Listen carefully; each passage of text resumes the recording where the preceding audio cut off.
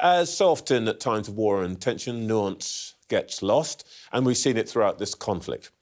Hamas, proscribed as terrorists by the UK government, may wield power in Gaza, but it is not recognised even by Arab states as the representative of the Palestinian people. Internationally, it's the Palestinian Authority that's recognised and both speaks for the Palestinian people and runs things in the West Bank.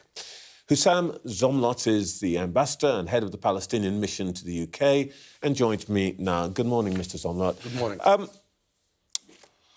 As I've just been saying, you do not represent Hamas, and I'm not going to ask you to speak for that organisation. But the person in administration declared 3 days of mourning for the several thousand Palestinian non-combatants who've died, numbers still rising.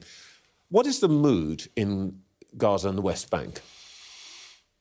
Unseen, as per Oxfam, the UK Oxfam, who has a presence in Gaza, a situation of a humanitarian catastrophe, carnage, horror in every sense. Families have to make choices of should they leave, should they stay. Families are thinking of rationing water with children and which child can sustain more. Oxfam, the UN, are describing a situation that is simply unprecedented in recent history and perhaps unprecedented period. And this is really catastrophic. And this links to the point of Israel and the propaganda. And I've heard the Israeli ambassador here in this studio saying that there is no such a thing as a humanitarian crisis in Gaza. We are providing everything. And this brings me to how significant and important that we truly be responsible in the reporting. I thank Sky for clarifying yesterday the misrepresentation of words I said on CNN earlier. And really, this is an opportunity that we call on everybody to be responsible and to be accurate. You know, Trevor... Indeed, we try. And thank you. But you know what? Now is the moment. This is a moment for international responsibility. Remember 20 years ago? Remember Iraq? It's very important. Weapons of mass destruction, it has cost millions of lives. I'm going to come to that. So words cost millions of lives. I want to come to that. But let's talk, to begin with, about the loss of life that's taking place. And you've spoken about the loss of life in Gaza. You'll also recognise that many British people lost relatives and friends in Israel on October the 7th. What would you say, you're speaking as a representative of the Palestinian people, to them this morning to recognise their loss? I hope, and we will work with them, and we are, that their loved ones are freed and returned very soon. I'm not talking about them. I'm talking about the 1,300, 1,400 who died in that weekend, including the 200 or so who died because they were at a music festival. Trevor, what would you say to the families of those people? It's tragic. And I feel with every family. I lost 6 of my extended family only last week. I know what it feels. And, this has been our position for 30 years. And it's not the Palestinian Authority, it's the PLO, the Palestine Liberation Organization that I represent. And by the way, it's not just the Arab world and the world that recognize the PLO. Hamas doesn't claim to represent the Palestinian people. We are the umbrella. But Hamas is not part of the Palestinian political system. Now, having said all that, 22 Arab states, including mine and my government, have condemned targeting civilians from all sides. The one missing condemnation is from Israel. I haven't heard any Israeli official condemn. I haven't heard anybody asking them to condemn. Our position is very clear. And you know what, Trevor? Allow me for this sentence. Yes, go ahead. Coolly. This is no longer about the question. This is no longer about the answer. Our answer is clear for 30 years. We have committed to non-violence and negotiations. Israel didn't. Look what happened in the West Bank. We have committed to international resolutions and Israel didn't. We have committed. We have committed. If I may ask a question, I will deal with Israelis when they come. But I want to just, because people want to be clear, and I've stressed that you speak for the Palestinian people in all of different, them. All of them as a whole. And I want to give you the opportunity, because I think this is part of the way that perhaps we might make the dialogue different, Perfect. to make clear to people here and maybe in Israel who lost relatives that you offer your condolences and you think that was wrong. I just want you to be clear about that without the complications. I offer my condolences Yes. to civilian lives? Of course. Okay. Let me have a follow-up sentence here. This is not about the answer. Our answer has been there for 30 years. This is about the question. And that's what we are trying to challenge. The question insinuates that our lives matter less. I don't think so. No, Trevor. You know that's not what I'm suggesting. Let me put this in a different... You know, killings in the West Bank. The killings in the West Bank has been happening all over last year and this year. Record numbers, house demolition, records numbers. I want to come to that. And this conversation never happens until Israelis are harmed. You bring us here and do you condemn, do you sympathize, do you feel with them? This is the asymmetry, the imbalance that we need to address. I haven't asked you to... Our lives matter. I have not asked you to... Especially for a person like you, Trevor. All human beings are equal. I have not. I know you get asked that question a lot, but I have not asked you to condemn anybody. I've just asked you to do as you've done, which is to express that human sympathy. Can I just ask you one more point about this? Do you think that Hamas's action has made your aim, the PLO's aim, of the two-state solution less likely? And was it therefore a mistake? We just started saying we should be accurate. And to be accurate in front of your viewers, we have provided a different path 30 years ago, PLO, Yasser Arafat. Indeed. The world. The Oslo Accords and all of that. That different path was based on international consensus. That includes the UK, the US, and everybody. That is so-called two-state solution that would give Israel its territory, security guarantees, and will give us our right of self-determination. That was the compromise. And by the way, it was a very difficult compromise on us because we were supposed to accept 22% of our historic land. We accepted it. That path was undermined by successive Israeli governments that built settlements, that now creating a Palestinian state is becoming more and more an impossibility, and you know that. Hamas and all other groups are part of that failure to actually head in the direction we wanted to head towards. Part of the international failure to enforce their own consensus. You think they have undermined your aim? Yeah, I think the Israeli unwillingness to really go genuinely in that path. We're talking about Hamas here. To go in that path, we're talking about the two-state solution and a solution. To go in that path have created all the situation. Not only in Gaza, by the way. Look.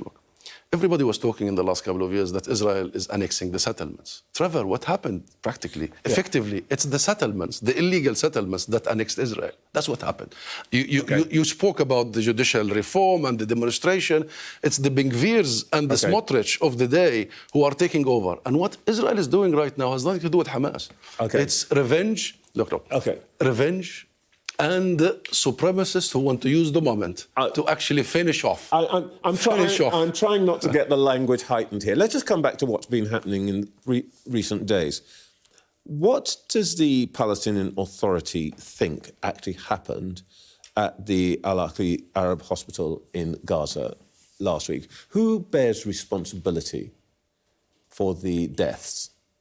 Overall, it's Israel, and in this particular incident, it is Israel as well. Overall, because Israel is an occupying power, and Trevor, you know international law, they should be providing protection when they know there is a hospital and there are hundreds of doctors, of medical staff, of nurses, of patients, of people taking refuge. They should provide protection. But practically speaking, we don't believe that such firepower is owned by anybody, not only in Palestine, but in the region, except Israel. Sorry, just to be clear, do you think the missiles that fell on that hospital were fired by Israel or not? Yes, fired by Israel. You still believe? Yes. In spite of the fact that the evidence that's been shown by the United States, Canada, by some independent observers, Who are these? You think these that travelers? they are all wrong, and that it is still Israel that destroyed that part of that hospital. There is a British lawyer now is the prosecutor of the ICC. His name is Karim Khan. Send him, and whatever Karim Khan decides, we will accept. We are certain that that was an Israeli bombardment. And you know what? Let's not focus on that incident. Only a day later, they bombarded the third oldest church on earth. The third oldest church on earth, killing 18 Palestinian Christians. Okay. And you tell me this is about Hamas. And you tell me that Israel doesn't do this. You know that Israel denies that it had that it did anything of that kind, or that it fired on that hospital. You know that, don't you? I know exactly the Israeli trek for 75 years. Oh, come on. No, what come on? Shireen Abu Akleh, the prominent Palestinian. Okay, so you think the Israelis are just lying? No. When they see an outcry, by people of conscience like you, when they know that what they did was absolutely horrific, the first thing they do, they deny it. And the logic always, Israel is blameless. The Palestinians killed themselves. All right, the Palestinians killed themselves. Okay.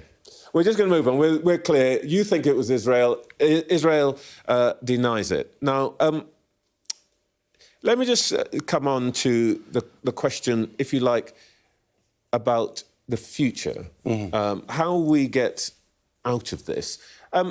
Is there any possibility that the relatively moderate leadership that is provided by the PLO, by Fatah, within the PLO, is ever going to be dominant in Gaza at the moment? Because it is not, is it? Well, the issue here is a change in the Israeli public and the political system is required. No, but there are 2.3 million Gazans who, I know, 16 years ago, voted for Hamas. Hamas is still the authority in Gaza. What I'm really asking you is, do you think that there is any possibility that the trend of Palestinian thought that you represent, which is if you like, the heir to Arafat and the Fatah, the people who got the Oslo Accords, the Palestine to recognise Israel, is that ever going to be in charge in Gaza again? Of course, but within a holistic, overall political process that links Gaza to the West Bank and Jerusalem. The two-state solution is effectively ending Israel's occupation that began in 1967. East Jerusalem is the capital, a fair resolution to the issue of refugees in accordance with international law. And for that resolution, the PLO is ready. And when time comes, and when there is genuine, sufficient international support for that, and it's long overdue. So it's the Israelis who have to... the Israelis can't do all the work for you. I don't want to... No, they should. They should. If you believe in the two-state solution, you can do it tomorrow. All right. You can do it tomorrow, and we are ready to do it. If you really want to end the occupation, if you want to empower the Palestinian national institutions, we are here. Okay. Can I just ask you very quickly one last question about here? You were on the march in London, pro-Palestinian march yesterday. But Trevor, can I say one last... Can I ask you the question? Yeah. Last week, we talked about people with pictures of hang gliders on their clothes, people carrying Hamas flags, some of the chants that were distressing and intimidating, particularly to Jewish people here. I assume that you would say that you were as dismayed, possibly disgusted, as others were by the behaviour of people who aren't just there to support Palestine, but in a sense, to create a division. Not only dismayed, this is abhorrent, unacceptable. Those people hijack our cause for their own twisted logic. The Jewish people have nothing to do with it. This is not a religious conflict. Okay. Many of those who demonstrated for Palestine yesterday were Jews. Many of those strong voices are Jewish people defending us. Okay. And those who have hate in their hearts for Jews would have hate in their hearts for Muslims and Christians. We have nothing to do with them, and they should shut up. Ambassador, thank you very much. You've been very clear, and we will come back at time in due course.